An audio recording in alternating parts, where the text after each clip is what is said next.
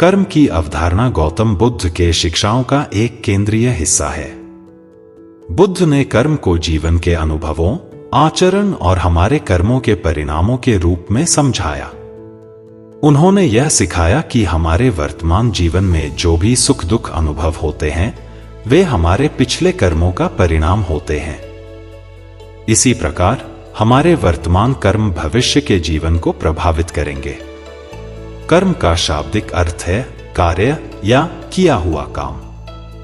यह क्रियाओं का वह सिद्धांत है जो कारण और प्रभाव के नियम पर आधारित है। हर क्रिया का एक परिणाम होता है, चाहे वह शारीरिक, वाचिक या मानसिक हो। यह परिणाम तुरंत नहीं दिख सकता, लेकिन यह समय के साथ अवश्य प्रकट होता है। गौतम बुद्ध ने 4 प्रमुख सत्य, 4 आर्य सत्य बताए हैं जो उनके धर्म के मूलभूत सिद्धांत हैं। इन सच्चाइयों के माध्यम से उन्होंने समझाया कि दुख का कारण तृष्णा, इच्छा है और तृष्णा के कारण हमें संसार में बार बार जन्म लेना पड़ता है। 4 आर्य सत्य। दुख का सत्य, संसार में जीवन दुखमय है। जन्म, बुढ़ापा, बीमारी और मृत्यु सभी दुख हैं। दुख के कारण का सत्य, इस दुख का कारण तृष्णा या इच्छा है जो हमें पुनर्जन्म के चक्र में बांधती है। दुख के निवारण का सत्य, इस तृष्णा को समाप्त करके दुख से मुक्त हुआ जा सकता है। दुख के निवारण का मार्ग 8 तत्वों का मार्ग, जिसे अष्टांगिक मार्ग कहते हैं, दुख के निवारण का उपाय है। अष्टांगिक मार्ग। सम्यक दृष्टि, 4 आर्य सत्यों को समझना और स्वीकार करना। सम्यक संकल्प, अहिंसा और त्याग का संकल्प लेना। सम्यक वाणी, सत्य बोलना और दूसरों को हानि पहुंचाने वाली वाणी से बचना। सम्यक कर्मांत, हिंसा, चोरी और अनैतिक यौन संबंधों से दूर रहना। सम्यक आजीविका, ईमानदारी और नैतिकता के साथ आजीविका कमाना। सम्यक प्रयास, बुरे विचारों को दूर करना और अच्छे विचारों को बढ़ावा देना। सम्यक स्मृति, अपने विचारों, शब्दों और कर्मों पर ध्यान रखना। सम्यक समाधि, ध्यान और मानसिक अनुशासन के माध्यम से मानसिक शांति प्राप्त करना। बुद्ध के अनुसार कर्म का प्रभाव न केवल वर्तमान जीवन पर पड़ता है, बल्कि यह पुनर्जन्म और भविष्य के जीवन को भी प्रभावित करता है। इसलिए उन्होंने अपने अनुयायियों को सही कर्म करने के लिए प्रोत्साहित किया, ताकि वे दुख के चक्र से मुक्त हो सकें और निर्वाण प्राप्त कर सकें। कर्म और पुनर्जन्म। गौतम बुद्ध ने कर्म और पुनर्जन्म के बीच घनिष्ठ संबंध की व्याख्या की। उन्होंने कहा कि हमारे कर्मों का संग्रह हमारे अगले जन्म को निर्धारित करता है। अच्छे कर्म, पुण्य, हमें सुखद जीवन और उच्चतर जन्म की ओर ले जाते हैं, जबकि बुरे कर्म, पाप, दुखद जीवन और निचले जन्म की ओर ले जाते हैं। बुद्ध का यह भी मानना था कि कर्म का प्रभाव समय के साथ घटता बढ़ता रहता है। कुछ कर्मों का परिणाम तुरंत दिखाई दे सकता है, जबकि कुछ का परिणाम जीवन के बाद भी देखने को मिल सकता है। यही कारण है कि बुद्ध ने अपने अनुयायियों को हमेशा अच्छे कर्म करने और बुरे कर्मों से बचने की सलाह दी। कर्म और नैतिकता। गौतम बुद्ध ने नैतिकता और नैतिक आचरण को बहुत महत्व दिया।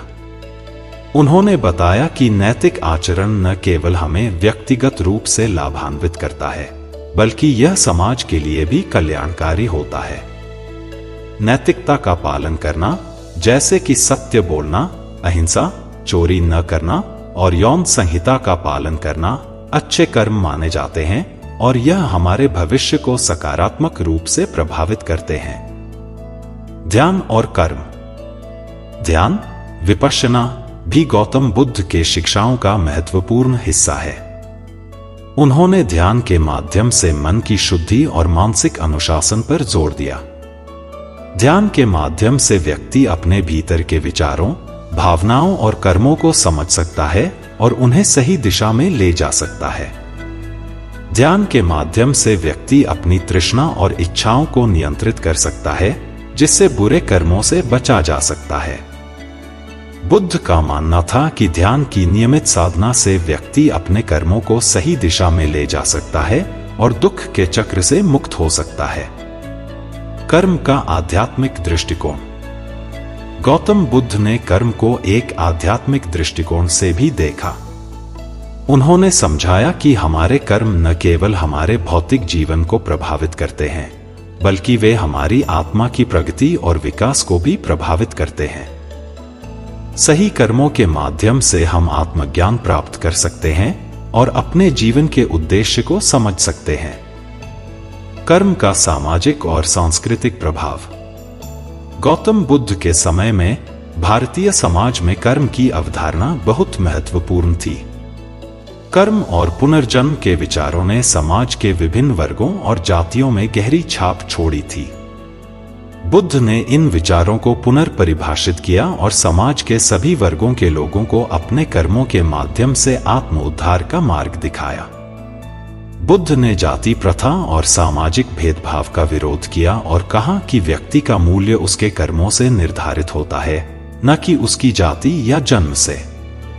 उन्होंने अपने अनुयायियों को समानता और न्याय के सिद्धांतों पर आधारित समाज का निर्माण करने के लिए प्रेरित किया। कर्म और शिक्षा। गौतम बुद्ध ने शिक्षा को भी कर्म का एक महत्वपूर्ण हिस्सा माना। उन्होंने कहा कि शिक्षा के माध्यम से व्यक्ति अपने जीवन को सुधार सकता है और सही मार्ग पर चल सकता है। बुद्ध ने ध्यान, नैतिकता और ज्ञान के महत्व पर जोर दिया और अपने अनुयायियों को इन तीनों के संतुलित अभ्यास के लिए प्रेरित किया। उन्होंने बताया कि सही शिक्षा के माध्यम से व्यक्ति अपने अज्ञानता और तृष्णा को समाप्त कर सकता है, जिससे सही कर्मों का पालन करना संभव हो जाता है। कर्म का आंतरिक प्रभाव। गौतम बुद्ध ने कर्म के आंतरिक प्रभाव पर भी जोर दिया। उन्होंने कहा कि हमारे कर्म न केवल बाहरी दुनिया को प्रभावित करते हैं, बल्कि वे हमारे आंतरिक जगत को भी प्रभावित करते हैं। हमारे विचार, भावनाएं और मानसिक स्थिति सभी हमारे कर्मों के परिणाम होते हैं। बुद्ध ने सिखाया कि सही कर्मों के माध्यम से हम अपने मन को शुद्ध कर सकते हैं और मानसिक शांति प्राप्त कर सकते हैं। आंतरिक शांति और संतोष प्राप्त करने के लिए हमें अपने कर्मों को सही दिशा में ले जाना होगा। कर्म और बुद्धत्व। गौतम बुद्ध ने अपने जीवन के माध्यम से कर्म का महत्व दिखाया। उनके जीवन की कहानियों से पता चलता है कि कैसे उन्होंने अपने कर्मों के माध्यम से आत्मज्ञान प्राप्त किया और दुनिया को दुख के निवारण का मार्ग दिखाया। बुद्ध का मानना था कि हर व्यक्ति में बुद्धत्व प्राप्त करने की क्षमता है और यह सही कर्मों के माध्यम से संभव है। उन्होंने अपने अनुयायियों को यह सिखाया कि वे अपने जीवन को सही दिशा में ले जाकर बुद्धत्व की प्राप्ति कर सकते हैं। निष्कर्ष। गौतम बुद्ध के कर्म की अवधारणा एक गहन और व्यापक दृष्टिकोण प्रस्तुत करती है। उन्होंने कर्म को जीवन के हर पहलू में महत्वपूर्ण बताया और इसे आत्मज्ञान और निर्वाण की प्राप्ति के मार्ग के रूप में प्रस्तुत किया। बुद्ध की शिक्षाएं हमें यह समझने में मदद करती हैं कि हमारे कर्म न केवल हमारे वर्तमान जीवन को प्रभावित करते हैं, बल्कि वे हमारे भविष्य को भी निर्धारित करते हैं। सही कर्मों के माध्यम से हम दुख के चक्र से मुक्त हो सकते हैं और अपने जीवन के उद्देश्य को प्राप्त कर सकते हैं। बुद्ध के अनुसार सही दृष्टि, सही संकल्प, सही वाणी, सही कर्मांत, सही आजीविका, सही प्रयास, सही स्मृति और सही समाधि के माध्यम से हम अपने कर्मों को सही दिशा में ले जा सकते हैं और आत्मज्ञान की प्राप्ति कर सकते हैं। गौतम बुद्ध की कर्म की अवधारणा न केवल व्यक्तिगत विकास के लिए महत्वपूर्ण है, बल्कि यह सामाजिक और सांस्कृतिक सुधार के लिए भी प्रेरणादायक है। उनके शिक्षाओं के माध्यम से हम एक न्यायपूर्ण, समानतापूर्ण और नैतिक समाज का निर्माण कर सकते हैं, जिसमें हर व्यक्ति अपने कर्मों के माध्यम से आत्म उद्धार कर सके।